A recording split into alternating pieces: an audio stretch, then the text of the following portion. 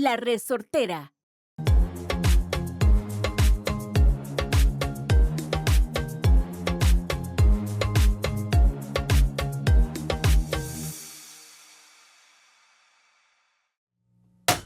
Like, that was kind of weird. Action! Okay, note to self, don't lay this on the thing, on the actual table. Is this a new table? Yeah. Oh, You didn't notice that last week? no? Yeah. Oh, wait, why? Making changes. Okay, making changes. I mean, I like the color. I just was actually like, wait. First, how do you call these things? These, yes. I remember these. Yep. And now the table. And I'm not sure if they're going to do something else, but Well, fun. poquito a poco.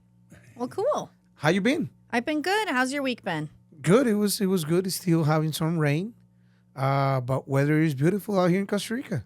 It sure has been. And today we have a special guest, Kevin. We're going to have him introduce himself. We're going to talk a little bit about his long history here in Costa Rica, his expat story, you know, what he's been up to in these years. I think it's always valuable for other people to hear, you know, we've had a lot of different guests on that have either maybe been here for a year or maybe been here for many, many years. So, and passed through different stages of life here in the country. So I think it's always good for people to get a good rounded perspective Right. of, you know, what's it like here in Costa Rica and what are the possibilities and what do others do, you know, who actually live here full time. So thanks for joining us, Kevin.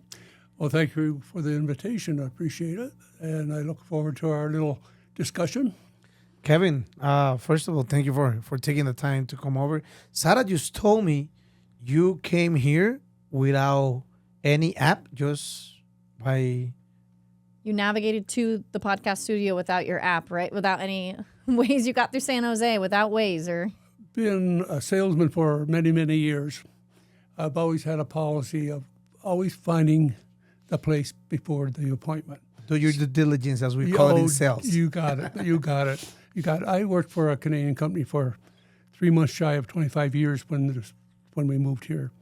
And when you're taught by the British hierarchy, the lords of the world in their mind, being an Irishman, I can say that with no smile on my face, but the fact is they do they train you correctly. And there is no ambiguity. You're 5 minutes ahead of the appointment, not 2 minutes behind. Yes. And, you know, God love my Costa Rica, but if there is something I would like to change in their heritage or characters or the way they do business, is their concept of an appointment is a wish to meet. Yes. And today, Sarah was early. It was early. Yeah. Doing Sarah's better. always late. Sarah lives the Costa Rican life to Costa Rican. But today she was early. And just to note that, talking from a business, Yes. from a sales guy to a sales, I love sales. Me too. I start doing sales actually my entire life. But being 100% into sales when I was about 19, fell in love with it. And I didn't realize I have always sold since I can remember. But I didn't find out until I was 19. I did sales for Costa Rica and Central America at a company called Amadeus. It's a software company. And the way you do business in Costa Rica is not the same way you do business in Panama or you do business in Guatemala. If you go to Guatemala to do business, you got to suit up, tie it, and everything. If you do business in Panama, now that you're starting to do business in Panama, very, very casual. Yeah. And here in Costa Rica, like you said, as a salesman, we're always on time. Yes. But they always keep you, waiting 15, 10, 20 minutes. It Yeah. just show a bit of a power position. That little 10-minute wait, you put it in your clock. It'll be there. Kevin, so tell us, how do you end up here in Costa Rica? Where are you coming from? Well, a long story would be very quickly. I met my wife in the Caribbean when I was transferred down there in the mid-'60s, and being single and such, and liking the lifestyle in the Bahamas. But the fact is, my wife and her sister were traveling around the world, and they're also Canadian. We ended up in Freeport, Grand Bahama, and met and swore out ever to be serious. That was it. There's no chance of being serious. It's just a lifestyle. It's just a phase. We're just going to enjoy ourselves. And 55 or 56 years later, still married to her. But when we got transferred, I got transferred back to Winnipeg, Manitoba in January many years ago, and my wife was smart enough to stay in the Bahamas until June. We got back to Canada. She came back to Canada, and we got married. Found out that cold weather really wasn't what we liked, so we spent 6-7 years in Mexico, once or twice a year, going there. Cayman Islands, the Turks and Caicos, Hawaii. Of course, when you're living in Vancouver, we got transferred from Winnipeg to Vancouver, which was a little bit of a reprieve. But no, the weather was just not comfortable. Even in Vancouver, it's a lot of rain and a cold rain. It's like here, honestly, we call it the dry rain because you're out in it and you walk in a room and you're dry because the ambient temperature being what it is, it's just not an issue, the weather. So, make a long story short, we found out after a number of years in Canada that we didn't like it. Ironically enough, just had finished building a big house on an acreage outside of Vancouver, 8-stall horse barn, 5-car garage, all the bells and whistles and such. Had the lawn put in, sprinkler system put in, and the very first time I'm riding my brand new mower around cutting the grass, I stopped and I talked to my wife and said, let's move out of here. Like we'd gone down to Costa Rica in '88 for a vacation. And when we saw Costa Rica and what it had to offer, we became resident investors through a reforestation program. Went back to Canada. They kept encouraging me to come down and sell for them because I was sending a lot of people down from Vancouver and throughout Canada. But anyways, ended up, my wife agreed. We put the house up for sale, or I forget exactly how we did that, but the came down here in November of 1990, and that was it. Had our permanent status, or had our status, so I was able to work. And I started working with the very same tea company I invested in, became a major investor, and this is home. There you go. I love that word. Yeah. Home. This is home. This is home. I have spoke here in the podcast about Sara does these retreats where people come to get a little taste of Costa Rica. And in one of the retreats, I met this couple that now they're my neighbors. I helped them find a house to rent in the same condo that I live. And every time they leave the country, when they come back, I drop them at the airport and I pick them up. And like I said, we're neighbors now. Yeah. And so Friends. Exactly. Yeah. Neighbors and friends. Yeah. That's the right word. Yeah. So I picked them up on Wednesday, and they're like, I give them a hug, and hey guys, how are you? And they're like, hi, we're just happy to be home. Mm-hmm. And when they say that word, Yeah. even though they're not from Costa Rica, it makes me feel great. From the heart. Exactly. And I asked them, like, because I picked them up around 8:30, I was like, you guys want to go grab something to eat, or you want to go home? They were like, no, take us home right away. Yeah. We miss it. Yeah. Exactly. Yeah. Yeah. Yeah. It's a genuine feeling. It's not, and you can tell the phonies, and the ones, oh yeah, we love this, yeah, and oh, it rains. Well, it's the rainy season. Oh, does it rain so often? Yeah, quite often. But those are the ones that, in the perfect sunshine, it would be too hot and too sunny. Mm-hmm. So I think people with positive attitudes gravitate towards Costa Rica. I really found in 35 years now, that's 35 years, the negative people don't last. No. No, you can almost tell what, I've dealt with the public for that 35 years. Mm-hmm. And you can almost tell who's going to make it and who's not. Yeah. Costa Rica will weed them out. I mean, that's my job, relocation. Right. So I had, I have some clients here I have lots of people here on scouting trips, but I was meeting with some in particular, and I met with them multiple times. I'll give them a little shout out, Robert and Regina. And they, during their trip, just about had everything thrown at them. So first they had that earthquake that we had a few weeks ago. They had a pretty good earthquake. And they were in the southern area. They were near me. So, the epicenter was in Capos, so we're just an hour north. So you felt it real good. Oh, yeah. But I was playing Mario Kart. I was like in the middle of a race. Okay. So you were trying to win. Yeah, there's an earthquake and everything. Like my windows are like shaking, but I'm like, I'm winning. I'm winning. I'm winning. I don't care. I'm like, I was like, I think there's an earthquake right now. I don't have time for the earthquake. I don't have time for it. But so they dealt with the earthquake. Jaco flooded big time. Oh, yeah. They dealt with the Jaco flood. And now they've been dealing with this landslide. So, between the Jaco and Hermosa landslide, they had to deal with that. They actually ended up coming to my neighborhood, renting an Airbnb in my neighborhood. But I had to pick them up at the other end of the street because they couldn't get to the top of my street because the traffic was so bad and no one was moving. So I was like, okay, turn around, cut in this road. And I was like, I can go through the river. They get to the river and they're like, I don't think we can get through this river. I guess the river did grow. Right. We're in rainy season.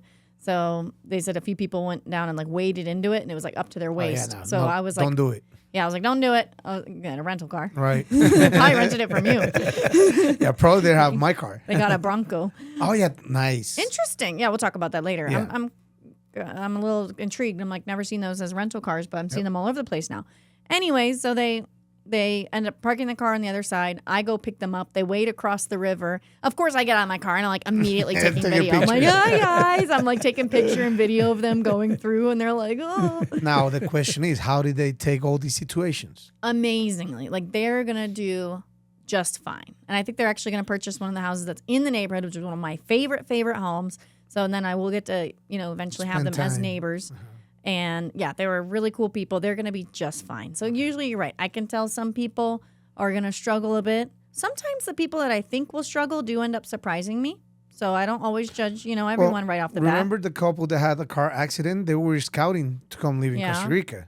They had the car accident, and she told me right away, Costa Rica is not for us. This could have happened anywhere in the world, but what they went through with not understanding doctors at the hospital, the public system, public system, that's what scared them. Of course.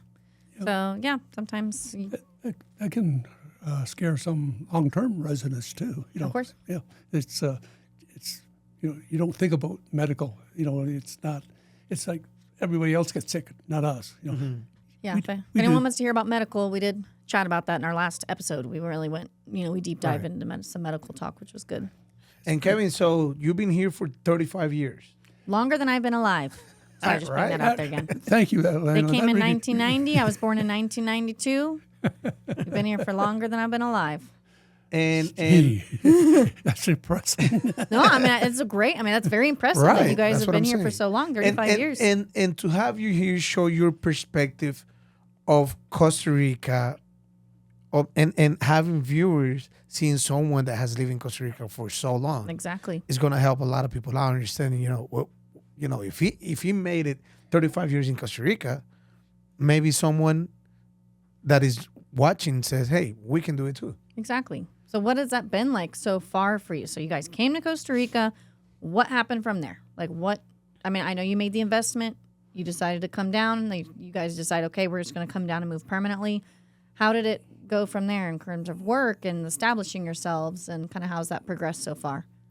Well, we had a sort of a entry in the sense that the company that I invested in also coaxed me into working for them, and I did a fairly good job for that, obviously, because they kept me and I kept them, and like I mentioned before,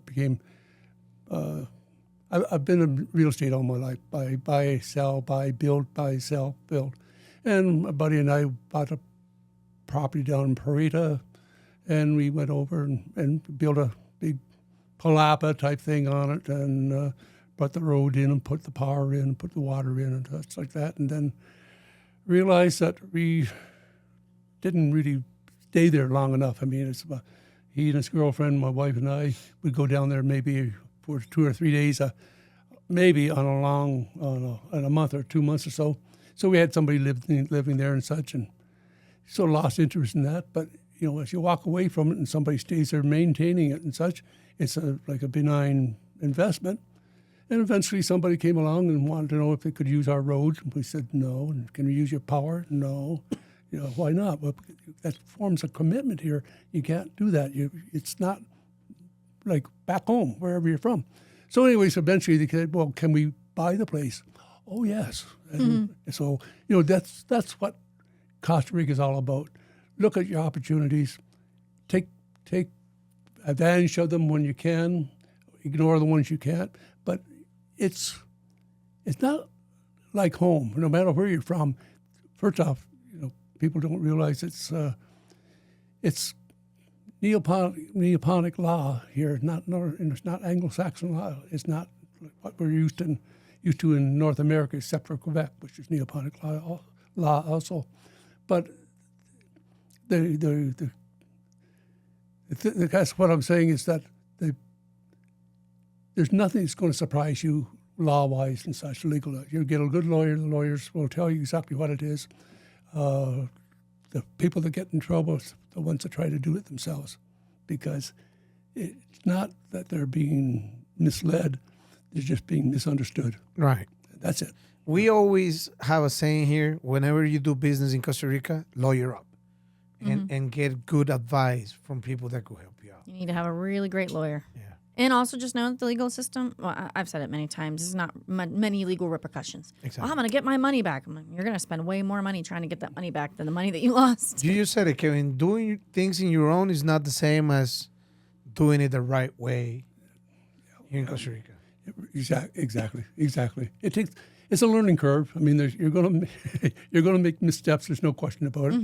But baby steps. You don't go and commit the family jewels to that soon to be in your neighborhood bar and restaurant. You just don't do it. Kevin, I want to ask you a personal question with all due respect. How is the life of a senior citizen here in Costa Rica? How do you get treated? How do you enjoy the stage of your life now in Costa Rica? Because my history in sales and such, you really set your own pace all through your life anyways. And really, senior citizen sort of draws me, makes me shake my head because, yeah, I are one. but you don't feel like it. I don't feel like it. There you go. That's where I wanted to get. Yeah. Because we were speaking before, in the episode before, people in Costa Rica, if people feel younger living here, like, and that's why I say with all due respect, the life of a senior, but you don't feel as a senior, right? No, I don't. It's amazing, really. It's amazing. Everybody thinks, well, 65 I can retire, or 55 now I guess is the norm, but 65 was the norm. I'm not stopping. I like what I'm doing, and they'll probably take the microphone away from me and cross my arms and cremate me while I'm still in the office. I like meeting people, and I'm in the perfect position to meet the people I like and want to meet or have to meet and such. But it's retirement. I'm living my retirement. This is what I would have dreamt for when I was still in Canada. I would be dreaming to be doing this. That's where I want to get. Excuse me. Do you believe you will feel the same way if you were living in Canada as you live in Costa Rica right now? Do you think you will have the same energy, power, or the environment keeps you with that young vibe? The environment, weather-wise, politically, financially, is so different here than from back there. You strive to get to 65 so you can retire, so you can take winter vacations in Hawaii or Palm Springs. I mean, right. or Arizona. I think half the state of Arizona and Hawaii become Canadian. Well, until recently when Canadians stopped traveling down there. But we get a lot more Canadians this year than we've ever had because they want to jump over the U.S. and land here. But Yeah, I've seen an influx in Canadians too Yes. over the years. Yes. And Canadians make, even with their 65-cent dollar, they make good residents here because they know. I don't want to say that Americans don't or the rest of the world do, but I can only speak as a Canadian, talking about other Canadians. They have a work ethic and such that they're willing to put their shoulder to the wheel and the eye on the road and such. They're passive aggressive, and that's in a positive way. So it's hard to generalize a lot of people by a nation or a nationality or an ethnic origin and such, but Canadians are always used to have a reputation back mid 60s and 70s as being the cheap tippers and such, and they would squeeze a dollar. Those days are long gone. They realize that just like the world, if you want service, you pay for it, and if you want good meals, you pay for it. If you want to do border runs or such like that, just to keep a lifestyle like you had before, it's available here, but it's not as enjoyable as here. Yeah. So can you tell us a little bit about what do you do now? So what are you doing now here in Costa Rica? It sounds like you're not ready to retire. What are the things that you do so you can kind of tell our audience what are you up to here in Costa Rica, What keeps business-wise? you busy? Yeah. Other than my wife keeping me busy doing all the housework chores and such, no, I have a immigration business that I've had for the last 20-some years. Changed the name just recently within the last couple of months. And we talked, and as I mentioned before, I start talking around 6 o'clock in the morning and finish around 7 o'clock at the night. But I talk with people constantly as they are showing interest in Costa Rica. My objective is to show them Costa Rica, not particularly to sell them a residency or sell them a home or a house or put them in contact with people that can build the houses and such for them. I'd like to initiate them to Costa Rica slowly and thoroughly and realistically, because people say, "Oh, you can live here. Rent will be around $700 a month, and food will cost you $200 and $300." It is not true. I mean, but when you think of a cost of living, after being here for 35 years, I can't tell people how it compares to Vancouver, British Columbia. In Vancouver right now, there isn't a house in Vancouver under $1.6 million. Wow. Because that's the Wow. yes. It's gotten crazy up there. It's gone crazy. It's gone crazy. But that also melds into the interior of British Columbia and the prairies, and then Ontario, Toronto, Ottawa, Montreal, most beautiful city in the world, Montreal. But it's cost prohibitive. We couldn't go back. Honestly, we couldn't go back there now because it's just too expensive. But I have no intention to. But a lot of Canadians are finding it just ideal to move here, and we solicit them. There's no question about it. We have quite a high profile in the circles that are needed to bring people here. And when I have them, I let them make the decision. As a salesman, the country sells itself. Exactly. So I don't like selling anything to anybody that's not right for them too, because I will be happy to tell someone like you should wait or you should not move. 'Cause I don't want someone moving here and then being unhappy. That's not. It's just about helping people. Maybe it's a social worker in me. It's about helping people get the right information so that they can make the best decision for themselves. That's how I see it. that's exactly. You put it perfectly. In fact, I'll be using those words in the very, very near future. Yeah. Excuse me. Excuse me. But yes, it is. Hard sale doesn't. There used to be the old saying that it wasn't a hard sale, it was no sale. No, it's not that way at all. People are too attuned to the variety of what's open there for them, and so we bring people to Costa Rica. We don't force them to come here. We Totally. don't force them to stay. Exactly. Well, man, this was really good information, and I think a nice introduction to you and what you do, and our viewers. If you want to be able to get in touch with Kevin directly, we're going to have his information directly down in the description in case you want help on immigration or you want to, I guess, have him help you kind of figure things out and make the right connections. The good thing is that people who's watching, you can be in Costa Rica for a long time. Here's a living example. Exactly. We have a living example. Here's a living example that. Thank God you added living. Some days I wonder.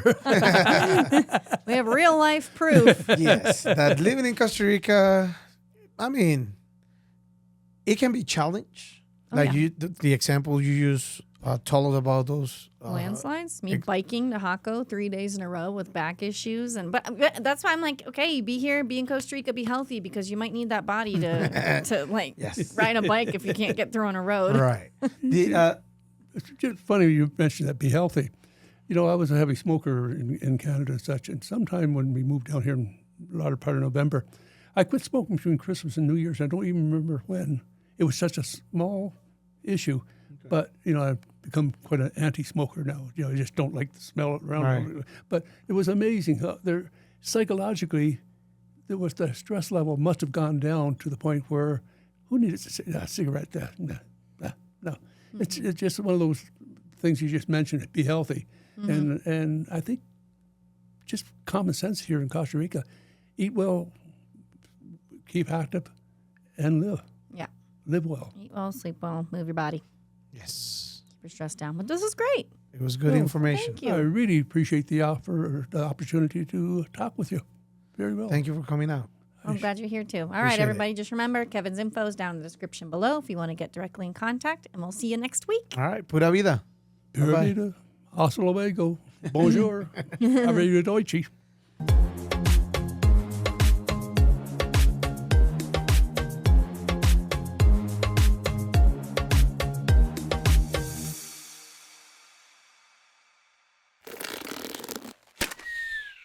Esto fue una producción de La Resortera.